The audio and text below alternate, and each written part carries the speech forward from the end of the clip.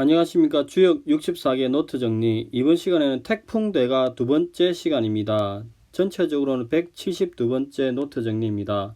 이번 시간에는 초육의 자용백모와 구2의 고양생제 노부 듣기 여처에 관해서 같이 한번 한자 정리한 것을 보겠습니다. 자, 먼저 한자 정리를 보겠습니다. 초육 자용백모 무구, 자용백모 무구. 흰띠를 깔개로 쓰니 허물이 없다. 상활 자용백모 유제하야. 흰띠를 깔개로 사용한다는 것은 유가 아래에 있음이라 이렇게 이야기합니다. 자, 기본적으로 효 위치를 보면은 이렇게 초육은 바른 자리는 아니죠. 그 다음에 응이 있긴 있습니다. 즉 초육은 부당이로서 음이로서 육사와 정응한다 이야기합니다. 그러면은 이 태풍 대각기 개 시절에는 양이 중간에 4개가 있어 가지고 강건함이 너무 지나친 거죠. 그래서 오히려 이렇게 음이 있는 게 어찌 보면 중화의 의미가 약간 있다고 볼 수 있습니다. 그래서 이제 이런 것을 착안해서 설명하는 견해가 많이 있습니다. 즉 초육이 음으로서 아래에 거한다. 즉 제사 때 흰 띠풀을 사용해서 경건함을 유지하니까, 경건하고 삼가하는 태도를 유지하니까 무구, 허물이 없다 이렇게 이야기합니다.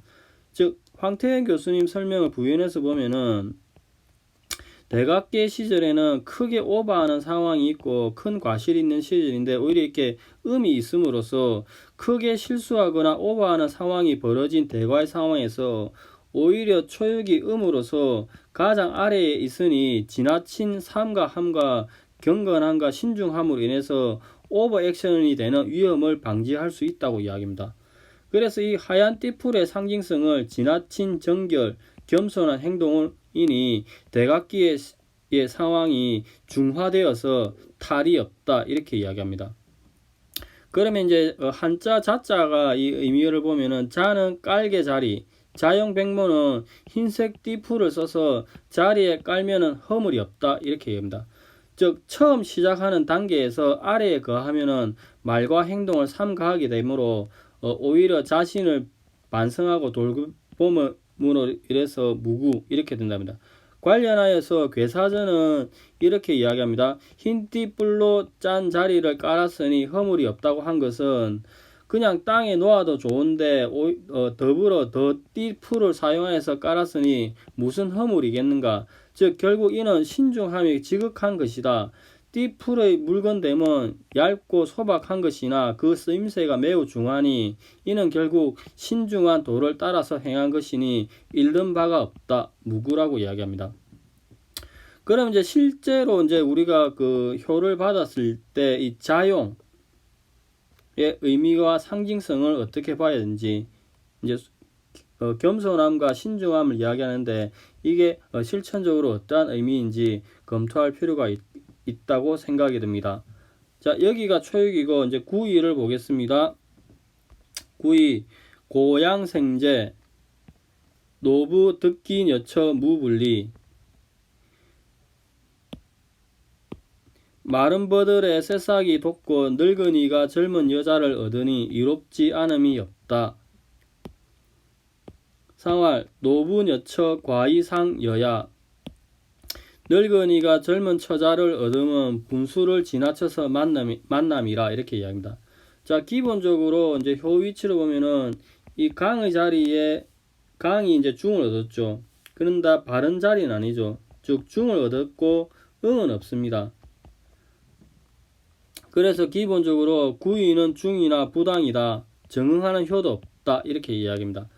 그러면은 이제 과강한 시절에 이렇게 강이 너무 많아서 이제 넘치는 시절에 음의 부드러움을 지닌 사람의 도움을 받으면은 중화되는 측면이 있죠. 그래서 그 부분을 고양생제 노부 듣기 여처로 설명을 많이 합니다.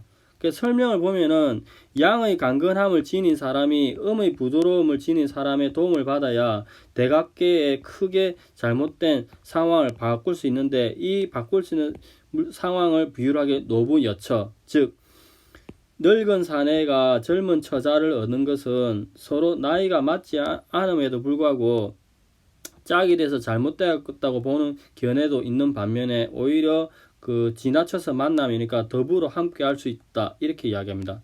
그러면 기본적으로 우리가 효를 받았을 때 이 고양생제의 의미가 무엇인지, 마른 나무에 꽃이 피는 거죠. 그 다음에 이 과의 의미를 이제 어떤 학자는 잘못되었다, 안 된다. 근데 다른 분은 지나쳐서 만났다. 그래서 이 학설 대립이 이렇게 있는 거죠. 잘못됐다고 보는 견해와 지나쳐서 만나서 더불어 간다. 즉 나이 많은 남자와 어린 여자가 만난 게 지나침은 있으나 더불어 함께 할 수 있는 그런 상황이라고 이야기를 합니다. 황태영 교수님 설명을 부연해서 보면은 이러한 상부상조는 늙은 남자가 젊은 여자에게 아기의 결실을 맺어서 오래 간다고 이야기합니다. 즉 구이는 부당이로서 중을 지나치더라도 부당이로서 이나 중도를 유지하여서 서로 도와서 지나침을 중화한다고 이야기합니다. 대각계 시절은 큰 지나침, 큰 과거가 있는데 중을 얻어서 중화한다고 이야기죠. 그리고 학계소는 나무로서 대각계가 전체가 감의 물상이 있는 거죠. 그래서 물가의 버드나무인데 구이는 구호, 강강으로서 서로 정응하지 못하는데 오히려 이 시절에 이 보면은 강강으로서 서로 응이 아니죠. 근데 오히려 이 시절에 초구가 이렇게 음이니까 이제 구이는 아래에 가까이 있는 음에서 밀착한다고 이야기합니다. 아까도 이제 이야기했듯이 고양생제의 의미에 대한 파악을 해야 되고, 그 다음에 이제 과이상여야 이 부분을 이제 실제로 효를 받았을 때 이제 이 과이상여를 어떻게 바라봐야 될지 이제 검토가 필요한 부분입니다. 자, 여기까지가 이제 일반적인 설명이고 다산의 설명을 보겠습니다.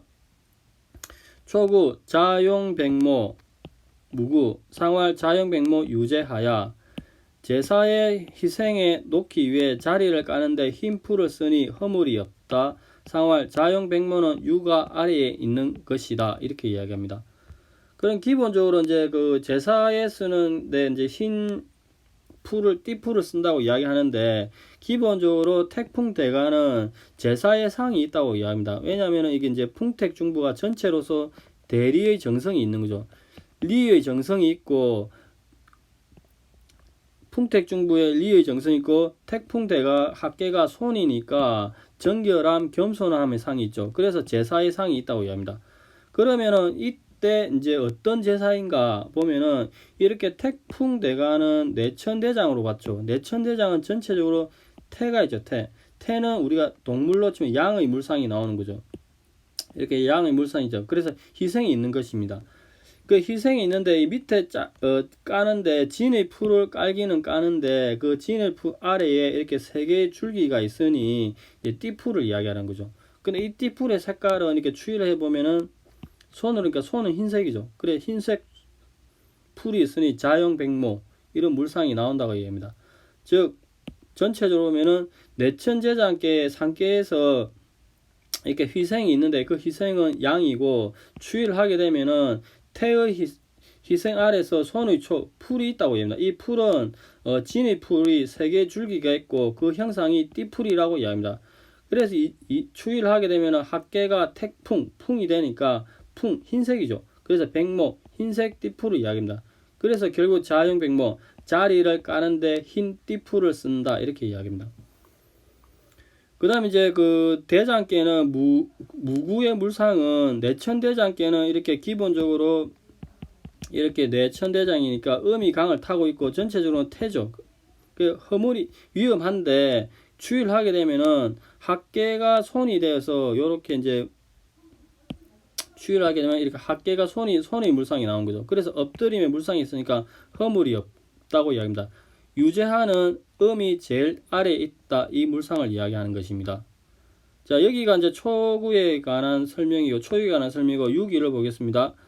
고양생제 노부 듣긴 여처 무불리 상활 노분 여처 과이상여야 마른 버드 나무에서 싹이 나며 늙은 지아비가 철을 얻으니 이롭지 않음이 없습니다. 상활 늙은 지아비가 철을 얻으니 장가가기에 적절한 때를 이미 지나친 것이지만 더불어 서로 같이 사는 것이다. 이렇게 이야기합니다.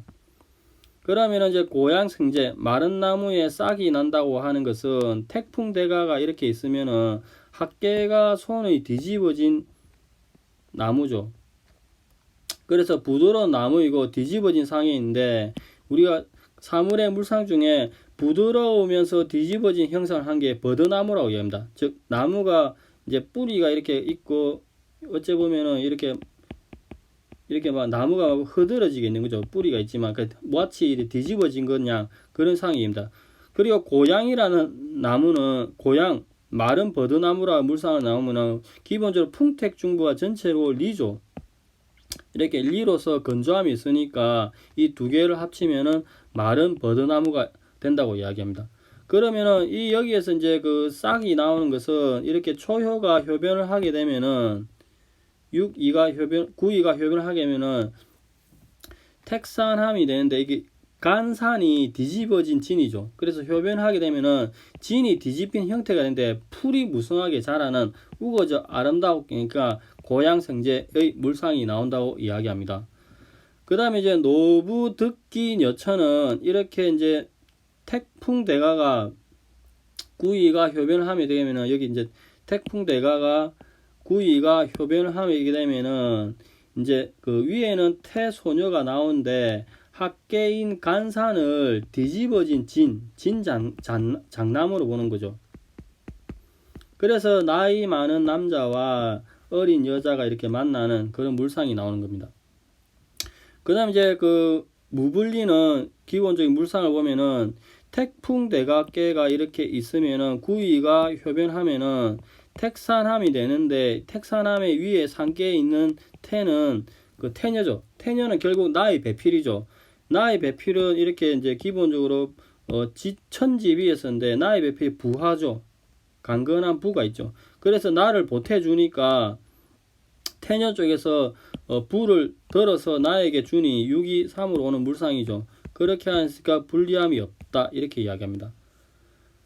그래 이제 과이상여야는 이렇게 이제 그 천지빗계 여기 이제 최초의 태풍대가가 구이가 효변하면은 택산함이 되고, 이 택산함은 천지빗계로부터 왔죠. 이 천지빗계 이 시절에 보면은 결론적으로 음이 이렇게 강 두 개를 지나쳐서 이렇게 강 두 개를 지나쳐서 6으로 가는 거죠. 4, 5를 지나쳐서 3이 6으로 가는 상황이고, 결국에 이 3과 6이 서로 이제 강과 음으로서 응하게 되는 거죠.